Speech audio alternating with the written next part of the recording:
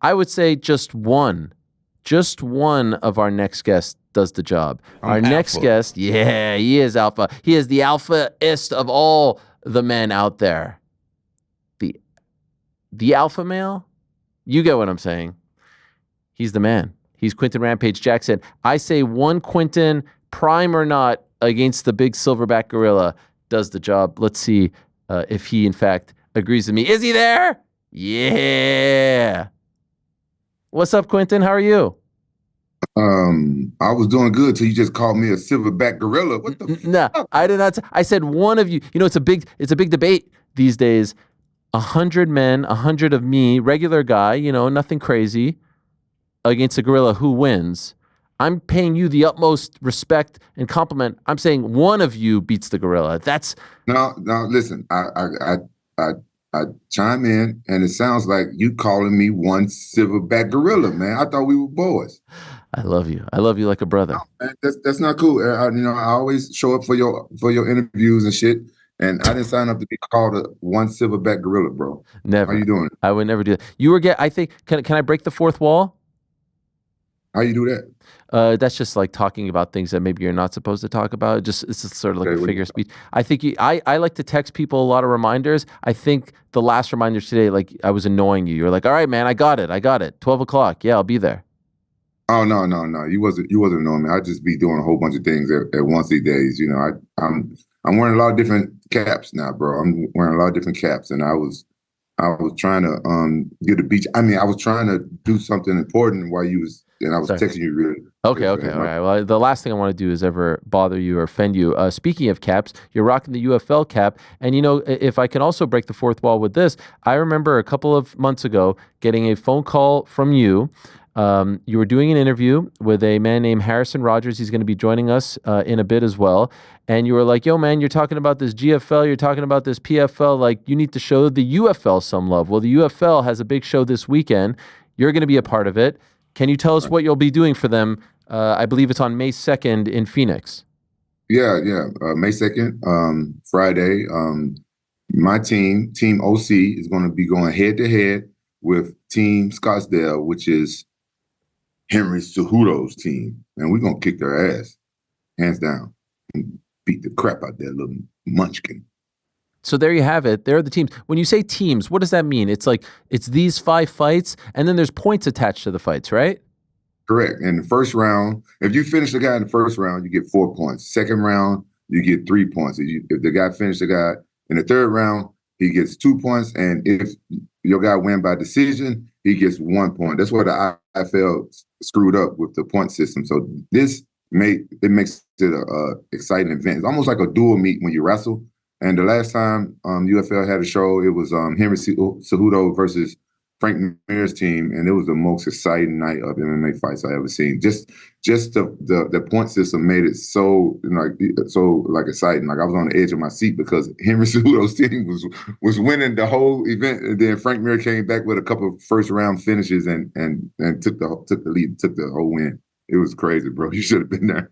And are you cornering? He was so mad, bro. He was so mad because he was acting all cocky. He thought he had it in the bag because he was like winning like two or 3 fights in a row. And are you cornering all these fights? Yeah, I'll be there. I'll be there supporting my guys. You know, I got a couple of guys on the team that you know I scouted, and you know I'll be there. You know, I'm really invested in these guys. I really want my team to win because you know, nobody likes losing. Yeah, I'm gonna be there. I'll be like helping them out. You know, they got their own coaches and stuff like that, but I'll be there. I'll be behind them, hanging out with them, you know, pep talking them, and I'm let them know if you guys lose, I'm gonna beat the fuck out you myself. And recently it was announced, I think, that you're a franchise owner, right? Like you own the Orange County team. What does that actually mean? Yeah, man. Harrison Rogers, he's a fucking genius. He's kind of turning this league kind of like the NBA of MMA. You know, I'm a franchise owner. I'm part owner of my team, the OC team. Rashad owns a team. Frank Mir, Cejudo. Is there a deal on the table that if you beat Cejudo, he has to dress as Eddie Munster? Damn right. He got to dress as Eddie Munster if I beat him. Has he agreed to this? Yeah, he agreed to it because he thinks he thinks that he's going to win. So he's very cocky. So he knows if he don't dress up like Eddie Monster, it's gonna be me and him in the octagon. And so what happens if he beats you? What do you have to do? Why you had to bring that No, up? I just mean like usually a bet. Bro, what? We not talk. We not talk. He said I got to dress up like Gary Coleman. I don't look nothing like Gary Coleman. Let's hear it. Let's hear the what you talking about, Willis. Let's hear it. Let's see how What you talking about, Ariel? Yeah, that's not bad. That's not bad. Fuck off. How you been, man? I haven't seen you for a while. I haven't heard from you. I know. What's going on? Well, I mean, I always feel like, I don't want to bother you too much. You got this big podcast. You don't invite me on. So I don't know if you want, like if you want to fucks with me and stuff. So it's just like. Okay.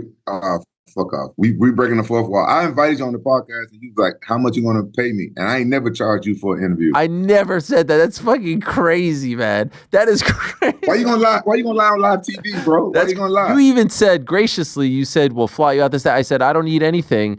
I'm just not in the vicinity, but I might be in a couple months, actually. Where you guys do that? You guys do that in Orange County, right? Hey, are you too good for an airplane? You too good to sit on an airplane? Come out and see me. No. Actually, I would love to see you. I really would. And what you've done is so impressive. I really think that what you guys have built is really impressive. Honestly, it seems like you've really built something fun. And I'm wondering if you actually thought that it was going to turn into this. Like, did you believe? No. No, I had no idea. I figured that there was so many podcasts. Like, why they need another podcast? Like, everybody got a podcast. So, but how I am. I like to have fun. So we just decided to, have fun. And I like meeting the new fighters because, I got away from MMA for years. And, now I'm meeting the new fighters and stuff like that. And, it's been growing and along the way. We make a few mistakes here and there, but, saying nobody's perfect. But we love everybody. And everybody except for Ian McGarry. I love everybody except for Ian McGarry. And then, we love all the fighters and everything. And we just like bringing people on and having, good, fun, positive conversations. Can we fix the Ian Gary thing? I mean, I enjoy my chats. No, you fucked that up. Fucked that up. How did I fuck it up? What did I do? Because you knew I was joking. You knew I was joking on your show. Yeah. You knew I was joking. You knew I was joking. Yeah, sure. What did I do? And you didn't cut me off from saying the wrong thing because I started saying stuff too personal about him. And I admit I was wrong when I got too much into his business. But honestly, I was only asking questions because I didn't know who he was until what's that dude name? Fucking the dude that got his ass kicked by DDP. What's his name? Strickland. Strickland was talking about. Yeah. The Bryce one. The Bryce one got a lot of attention, made a lot of headlines. Do you wish you could do that again? Well, I'm gonna be honest, and I'm gonna just lay everything on the table. Like, I don't make any decisions over there. I'm not the type of guy that you want running something professional like a podcast or something like that. I just come and sit down. My co-host Barrett, he put everything together. The kid works hard. He's a genius. And Barrett honestly didn't have any bad intention. He was just nervous about the whole thing because that podcast was booked months in advance. And Bryce had hit headlines saying what he said, and Bear was thinking about canceling him, but things was already set up and everything. So Bear he just didn't handle it correctly, and he felt bad about it later. But the way I wanted to handle it was this full comedy. I don't care what people say. I'm okay with free speech. But people should really be careful what they say and try not to hurt people's feelings and, offend people and stuff like that. But look at me. I can't judge people. I say whatever the fuck I want to say. How much did you want to sort of like go at Kevin Holland when he was kind of showing you a little disrespect? I understood why Kevin Holland was mad at me. I understood why. Because I guess he didn't like one of my jokes that I said about him and MVP over Instagram. So I understood that, the kid was cutting weight probably. It was, a couple of days before his fight.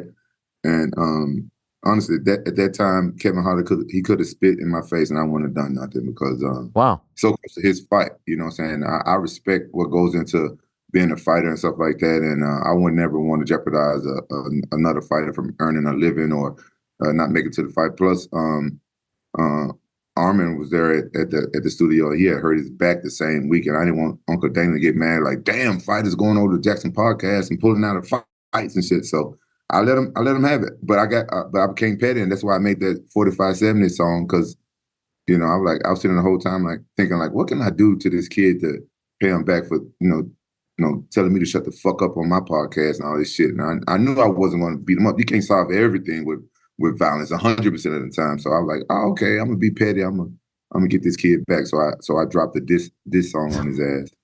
Was it as good as Kendrick's? I actually missed that song. I didn't hear it.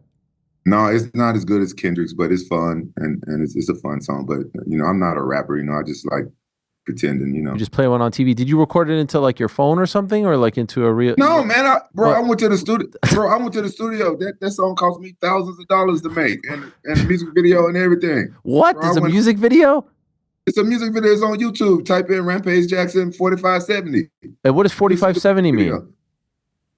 Ask Kevin Holland next time you talk to that motherfucker. I still haven't figured it out. Oh wow! And is the whole song about Kevin Holland?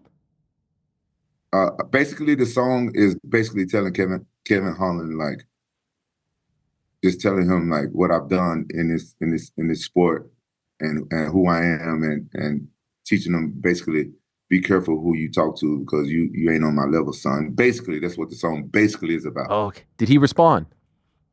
He was mad. He was pissed. He was pissed. We was cool until I made that song. Like, we had hashed things up. Then I made the song, dropped the music video. Then he was like, "Fuck you! I don't fuck with you no more." What, he DM'd you or something? We talked. And he was after that. He's like, "Nah, fuck you." Because honestly, I think Kevin Holland could be champion. I think he could be like a really good fighter in his weight class. But it seems like he's not focused on that. He's like focused on smoking weed and going out and playing with his 4570 and stuff like that, being a black cowboy. So I think that's what he's focused on. But I really think he's talented. I really think he can go further in this sport. Just a couple of weeks ago, you were supposed to fight Rashad in a boxing match. What the hell happened? Bro, more shady promoters, man. I heard boxing is real shady, bro. So honestly, I'm just not getting over my depression about that. I ain't gonna lie. I was a little depressed about that because I wanted to get my first boxing match in before I got too old. I'm 46 now, and for all the time undefeated, and it's been a great matchup for me to fight Rashad because I always wanted to get that win back. So, bro, I was depressed. I trained really hard, and I did the whole thing. Got my boxing kit, and got my boxing shoes made. Now people making fun of my boxing shoes because they don't understand Christian Louis Vuitton, one of my favorite brands. And so, I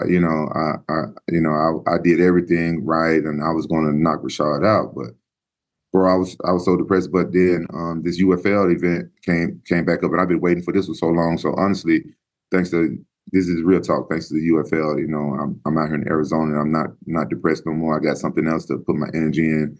I really scouted some of these fighters like Patrick Carnett.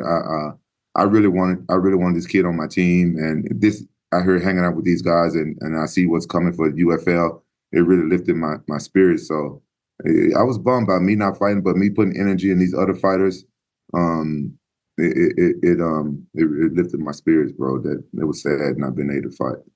I'm sorry to hear that. And it seemed like this time around it was actually going to happen. Like I saw the press conference and everything like that. What exactly happened? Did they just not come to the table with money? Like, how did it get so far and then fall apart at the 11th hour?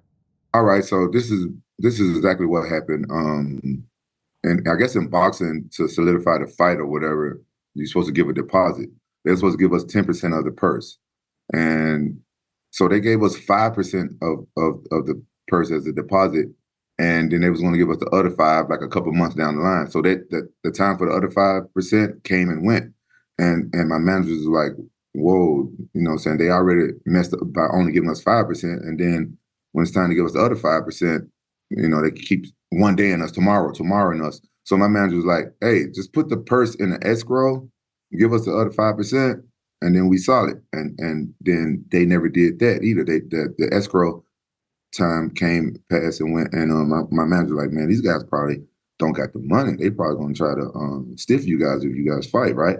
And he was like, "Thank God they didn't give us the whole 10% because we wouldn't have known. We would have got there and fought and everything and probably after the fight, they would have been like just shaded and not paid us anything. So when that deadline passed for the escrow, Rashad and I, we made the executive decision to pull out. Y'all know me.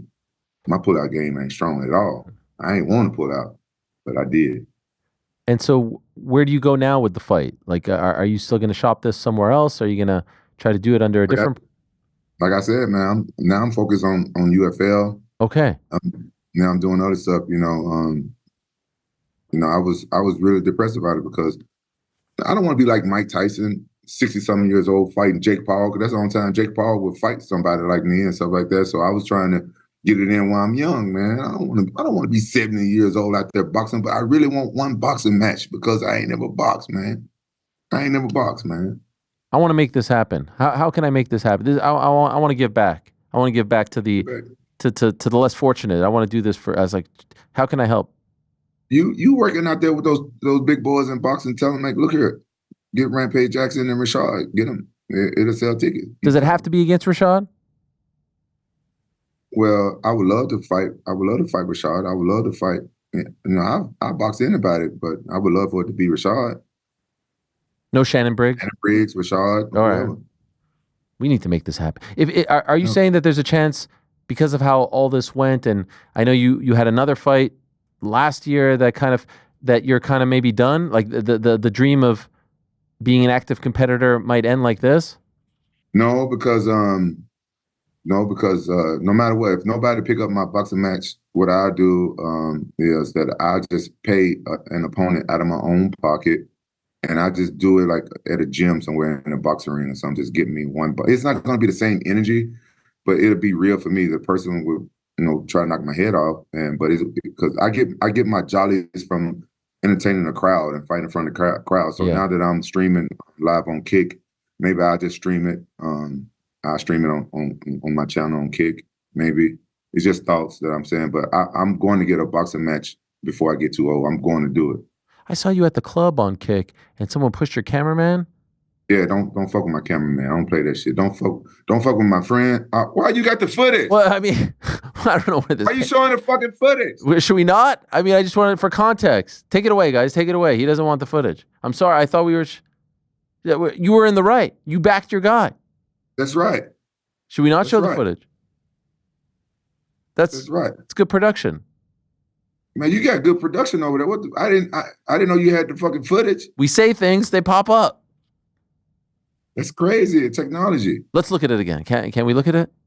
Go ahead. Here it is. Here you are at the club. What's that? And you said you pushed this guy.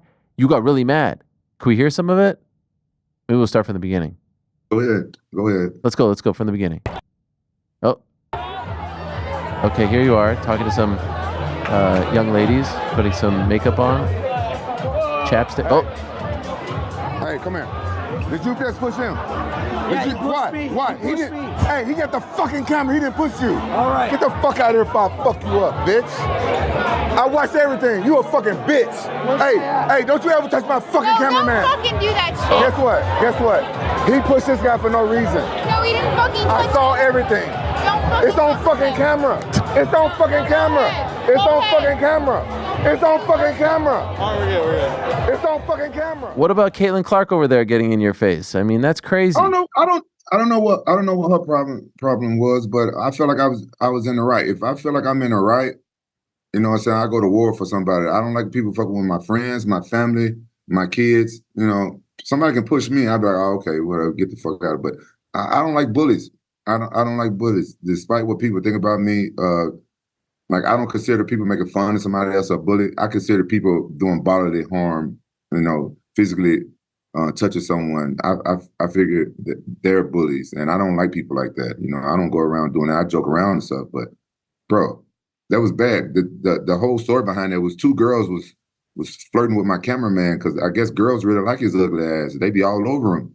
And two girls, they were drunk and they were trying to get his attention. And he's very professional. I got the best cameraman in the streaming world. He's the best cameraman in the streaming world. And he's very professional. He was like, oh, get away from me. I got a girlfriend. Get away from me. Get away from me. And I heard him. And the show must go on because my stream, I just like to entertain people. And I was there doing my thing, and then I saw this one dude. I guess he was with those girls. He came back and he just football hit my cameraman. He joked really, really bad. And my cameraman, he's not a big dude.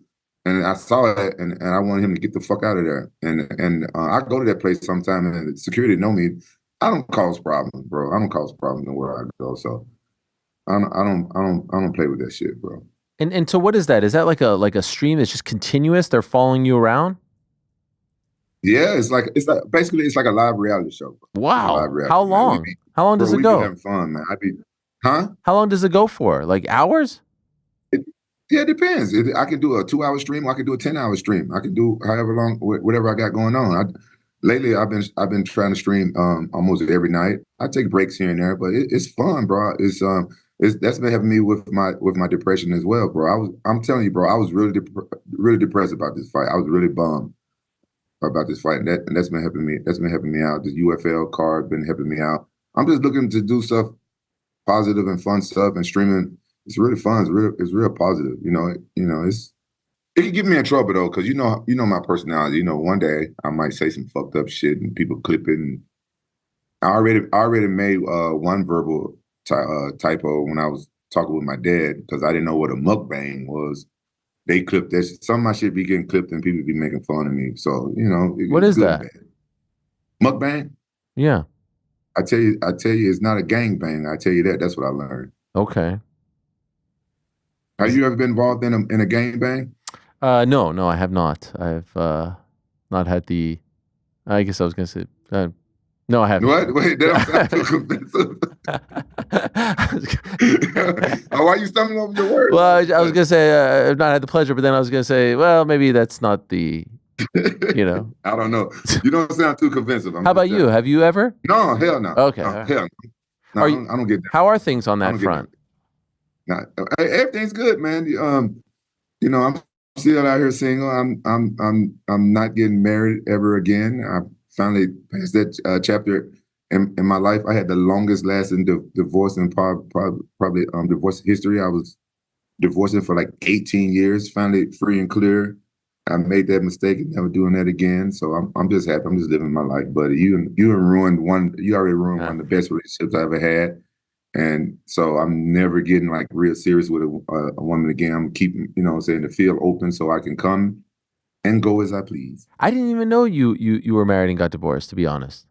Bro, I married a Japanese woman from Japan. You didn't know I got some little Japan niggas? I got 2 little Japan niggas from. I know you have kids. I didn't know you were married and then divorced. I didn't know that you actually, signed sealed it. Yeah, I got separated before I met you. My divorce actually started like 4 weeks before I fought Chuck Liddell in the UFC. Wow, UFC 71. Yeah, I was going through a divorce during that training camp. Wow, and did that mess with you? Bro, my mind was so switched on back then, but it was hard. I had to go up to Big Bear and drive back down to go to court and stuff like that and everything. It was taxing, but I had my mind focused. I was real focused back then. And the performance spoke to that. I mean, it was one of your all-time best. No, I think my fight with Vanderlei in the UFC was my all-time best. So if there's a young fan out there who's never seen you in your prime, you say, all right, let me watch like one classic, like the #1 Rampage fight moment. You say start with that one. What if they want to see like what type of fighter? Like quintessential Quinton. It's not bad, by the way. Quintessential Quinton. The best. If they want to learn what type of heart I got and what type of fighter I am, they should watch the Murillo Bustamante fight in Pride. Oh yeah. The young folks that don't know me, that fight right there, Murillo Bustamante almost choked me out, and I was really thinking about tapping out. He had me in a guillotine, and right then I heard my coach Colin Oyama telling me, "Don't give up, don't give up," and that's all I could hear because it's real quiet in Japan. And I invented a move right then and there on the fly to get out of guillotines. And since that day, I've never even been guillotined again, even in training. What was the move? Well, I don't want to put my shit out there. Well, I mean, what's the difference now? My son is still fighting. He don't want me to give away all my little secrets, but I invented something to keep people from doing the guillotine. But now jiu-jitsu has evolved. I don't think a lot of people doing guillotines that way anymore. I'm sure they still are, but they got different ways to do the guillotine. So I haven't. I don't know if it'll work on all the variations, but for that guillotine, no one can ever guillotine me with that move. I had to invent a move right then and there. But that shows you what type of fighter I am, because I had to fight Murilo Bustamante on 4 days' notice because I thought I was fighting Ricardo Arona, and Ricardo Arona pulled out, and no one told me so he can get his teammate in there, and that's the reason why I powerbombed Ricardo Arona, because he lied and said he was injured. Wow. Right. And then I was walking to the gas station or the 7-Eleven, whatever, and I saw him walking out of the gas station like nothing was wrong. And then he saw me, he started limping. And when I finally fought him, he lied to the referee and told the referee that he knocked me out with his heel kick. So I was like, that's the last straw. So I tried to slam him through the ring, and that's a whole backstory why wow, Ricardo got that powerbomb. God, I love that. Maybe the most vicious finish in the history of MMA. That slam right there. Oh yeah. He. That's the only time I ever lost my temper in a fight. Wow, really? Yeah, that's the only time ever. And in the moment, that must have felt incredible, right? When you slammed him like almost through the damn ring. Yeah, it was crazy because I was losing that fight. Ricardo Arona was one of the toughest opponents I ever had, and I was losing that fight, and that was on my birthday, and I didn't want to lose on my birthday. I'll never forget that. Yeah. By the way, speaking of the Pride Days, did you see the trailer for the ROASTS film on Mark Kerr, The Smashing Machine? Yeah, man. That's sick. It looks dope. Yeah. What is that like when you see that? You lived through that period. Where does that take you? Wait. That was a little bit before my time. I mean, but bro, it's I'm not that fucking old, Ariel. I'm not that fucking old. It's like that was before my time. It's literally like 2-3 years before you got there. No, bro, I was in fucking high school. What are you talking about? I'm 46, man. I'm not 50. What? Get the fuck out, Ariel. That's before my fucking time. I mean, within listen, bro, that's very disrespectful of you. Okay, my bad. I would never do that. But still, I mean, by the way, I was surprised that they didn't put you in there. I mean, they had Ryan Bader. It was before my time. No, but you could be playing someone else. You could be playing I got nothing to do with that shit. That was before my time. You play someone else. Who I'm gonna play? Wasn't no black folks in MMA back then. Who was black in the MMA back then? Tell me. Randleman. Oh yeah, you're right. Imagine you playing Randleman with the hair and all that. Oh, you got me fucked up. No way I can play. I look like Cisco, the dude's singing the thong song and shit. If I dyed my hair blonde, you got me fucked up. Oh, I would love that. I think you would look great with that. Yeah, you would love that, wouldn't you? Yeah. How's your wife Frank doing, by the way? She's done.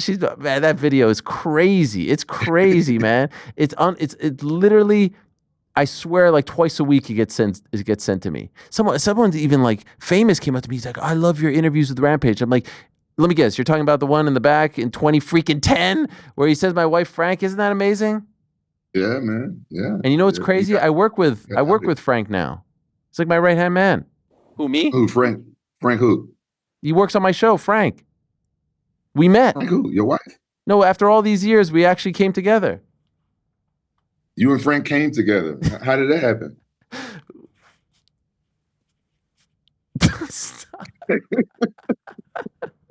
Thank you for telling us. Yeah. Frank, what can you say? Frank, say hello to Rampage. Can you say hello to Rampage? Nah, man, I think this one's on you. Oh, okay, there he is. That's Frank. Frank's kind of shy. Listen, it's 2025. I'm glad you can live your truth, Ariel. You know, your grandfather then. I still respect you and still, you know. I really appreciate the acceptance. Yes, thank you. Yeah, you too, Frank. By the way, can I just ask you, when you saw Anthony Smith this weekend, what did you think? Hey there, sorry to interrupt. Just want to remind you, if you haven't already, please do hit that subscribe button. We would appreciate it very much. And while you're at it, give us a thumbs up too. You know, we've got live shows, interviews, clips, and a whole lot more going on this here channel. All right, now back to the show. So how's everything going in New York? Oh, wow. Okay. I didn't know if that one you patched, because you only said there's like one beef really. So I thought that one was. Well, I'm gonna tell you now, Ariel. I wasn't going to say anything, and I'm kind of hesitant to release this song. Oh, there's another. I made another diss track, and Anthony Smith is the first fighter I think I talked about on there, and this track is really bad. I get Anthony Smith, I get King Mo on there. Oh no. I get John Jones. I get Rashad Evans on there. I get Ian McGarry. I talk shit about Dana White. Every motherfucker about it. I mentioned Chuck Liddell and I mentioned Conor McGregor. I didn't say nothing too bad about it. But this diss track is so bad. I let my manager hear it and he said, "Bury that shit. Don't do it." And I was going to make a music video, but the music video was going to cost $20,000 just to make the music video, and I'm not making no money on these songs. So my manager told me to bury that diss track. But if that diss track ever come out, Anthony Smith is going to fucking put a hire out. He's going to hire a hitman to come kill me. Wow, that bad? Really Did you want it out? It's that bad, huh? You want it out?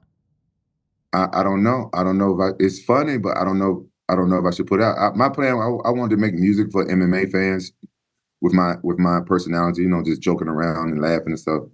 But I don't know if I should put it. I don't know if I should put it out. You know, it might be. It might. I might have went overboard. Would you ever listen? I'll tell you what. I'll text it to you. Oh, please. In confidence. Yeah. You can listen to the song. Then you text me back and be like yes or no, and I will accept your advice. I appreciate that. I'm not in there, right? Mm-mm.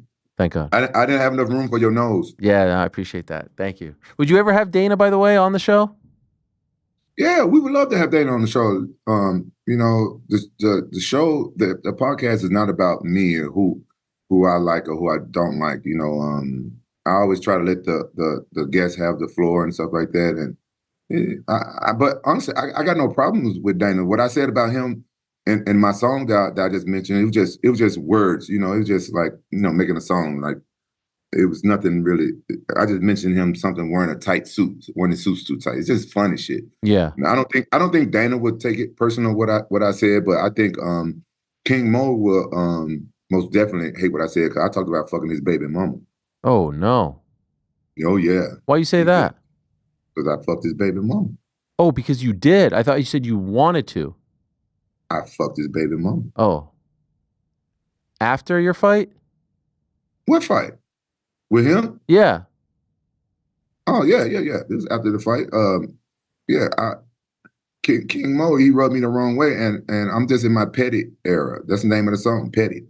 You know, I've been real petty right now because I'm a grumpy old man. I'm upset about a lot of shit, so I'm petty. So, you know, you fuck me over, I'm gonna fuck your baby mama. Okay. So don't ever get on my back. Oh, you safe. I ain't finna fuck Frank.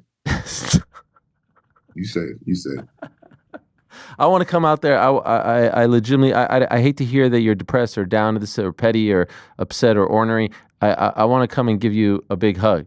No, just come to the podcast. All right. And we have a good interview. I can ask you some questions finally. And what do you want to ask me? I save it for the podcast. Oh, okay. I mean, give me a taste. Like what type of material? What should I be ready for? Why waste it? I want to get you down in my environment and where I feel more comfortable, and I can talk to you about, you know, some stuff like behind the scenes. I want to know like how you getting all these gigs and we're here with all these boxes, and you know, you everywhere now. Like, man, you done took off, man. You done blew up. Like, and you know, you've done a lot of good stuff from MMA. I want to give you your flowers and stuff. Oh, thank you. Thank you. Just pick your brain. I love you for that, and thank you. And I will make this happen, and I would be honored to be on, and I appreciate you wanting me on. One last thing, and then I'll let you go. Can I just ask? Yesterday, Tom Aspinall passed Renan Barão for the longest reigning interim champion in UFC history. What do they do with John here? What's going on? What they do with John Jones? Yeah, I mean, this guy is the interim champion for 535 days. Tom Aspinall. Yeah. So what's your question? Well, Tom Aspinall. Fuck Tom Aspinall. I'm joking. I like Tom Aspinall.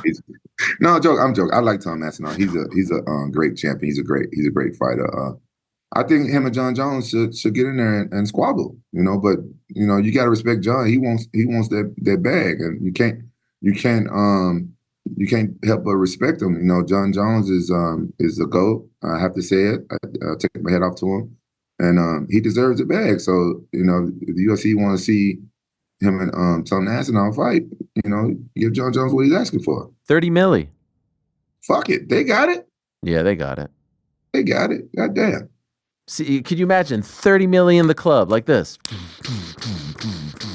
Bro, if I was a billionaire, I wouldn't waste no 30 mil like in the club like that. But you know, I'm addicted to make it rain, and I would probably make it rain a couple $100,000 if I was a billionaire. A couple $100,000 in the club, make all the strippers they retire. I come to the strip club, they're retired. Yeah, baby. I'm like, it ain't tricking if you got it. Yeah, fuck yeah. But no, 30 mil, fuck me. I would love to be on one of those streams with you in the nightclub and see what that's like. Wait, we should most definitely do that. Okay. We should most definitely do it. All right. Well, we have a lot of before I go, let me plug this. I was just about to do it. I was just about to do it. But you could do it. Well, let me do it. I was just gonna do it. That's how you wrap up the interview. I say it at the beginning and then I say it at the end. Oh, thank you for teaching me to do this. You do it. You do it. You do it. It's better if you do it. No, you do it. You tell them where they can watch it live and stuff. Vice TV, Rumble, streaming on Rumble, May 2nd, Scottsdale, Arizona. Yeah. Rampage versus Cejudo. There it is. There's the poster. 6:30 p.m. 6:30 p.m. I mean, look how professional we are. What am I missing? Yeah, you good. May 2nd, and you didn't know that's my son's birthday. My son was supposed to be on my team, but I fired him. What? What do you mean? I fired my son. I feel bad. It was his birthday. He was supposed to fight on my team on his birthday, but I fired him. Why? He's off the team? Yeah, he's off the team for now. He got to prove to me that he really wanted. And then we're going to get him back on when my team fight Rashad Evans' team in Orange County. That's coming up this summer. Was that a tough conversation? Yeah, it was a real tough conversation. My son moved out of my house after that. And he got with Antonio McKee, and Antonio McKee got him on another card on May 10th. Me and my son, like we still cool, but we barely talking now, and he don't live with me no more. And he looked me in my eyes and told me, "Fuck off." Really? Yeah, he told me to get off my high horse. I don't even have any horses, so I didn't know what he was talking about. I can't tell if you're doing like a bit here, if you're joking, if you're being serious. I'm being serious. My son is not fighting on my team. My son's a fighter. Damn. It was his birthday. He was going to fight on my team on his birthday, and he just wasn't doing right. You know, he wasn't like, I didn't think he was taking it serious. I don't think he was training as hard as he's supposed to have been training, and, you know, keeping his weight down. Because, you know, my son is a 155er, but he walks around like, you know, 170, 175. He should be walking around like, you know, saying 160, 168. I don't want him cutting a whole lot of weight. Well, I'm sorry that happened. At least you have your daughters. There, you seem to be very tight with them. I'm close with all my kids, but my son, I had to let him know, like, tough love. It's tough. And my son's a fighter. I didn't want my kids to fight. You know, it's a dangerous sport, right? You got to do shit right. Yeah, there's a story with the Eubank family. I don't know if you saw Chris Eubank Sr. and Jr., and Sr. didn't want his son to fight, and he stepped out of the shadows, and they came together on Saturday in a big stadium show. It was a beautiful thing. It really warmed my heart. So I pray for the same thing to happen with you and your son. And I'm pulling for you. Can I say I'm pulling for you? Henry doesn't come on the show. He can't come on because his papa won't let him come on. So I'm pulling for you. All right. So all right. Thank you. Yeah. Good luck on May 2nd. Where y'all say a prayer for my son so he come back and train the way I want him to train, so y'all can have another Rampage out there in the future, because he's a better fighter than I was at that age. Much love, Rampage. Thank you so much. Much love. Always love talking to you, and good luck. Thanks for watching this video. Before you go, if you haven't already, hit that subscribe button for us. Also, give us a thumbs up, leave a nice comment. These things go a long way. And while you're here, do check out the rest of the channel. We've got live shows and full interviews, clips, and a whole lot more. We're doing big things here, and we appreciate your support very much.